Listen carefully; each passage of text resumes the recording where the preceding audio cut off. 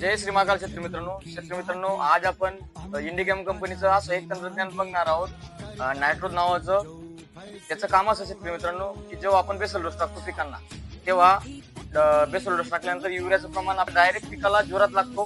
तर जेव्हा आपण नायट्रोज त्या युरियामध्ये मिक्स करतो शेतकरी मित्रांनो, तेव्हा नायट्रोज हे पहिले युरियाला कोटिंग करतं, जेणेकरून कोटिंग केल्यानंतर युरियाला स्लो रिलीज करतात. स्लो रिलीज म्हणजे काय शेतकरी मित्रांनो, तर युरिया डायरेक्ट झाडाला न लागता तर तो हळूहळू हळूहळू गरजेनुसार झाडाला पुरवत राहतो युरिया. दुसरी गोष्ट शेतकरी मित्रांनो, युरिया डायरेक्ट लागून एक तर सेटिंग आपली बिघडते किंवा झाडावर व्हायरसचा सामना आपल्याला करावा लागतो.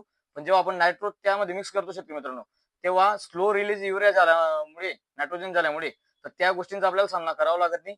तरी शेतकरी मित्रांनो, नायट्रोज जेव्हा आपण आपलं युरियामध्ये मिक्स करतो, तेव्हा नैसर्गिक वाढ ही जोरात न होता तर स्लो वाढ ही होत असते.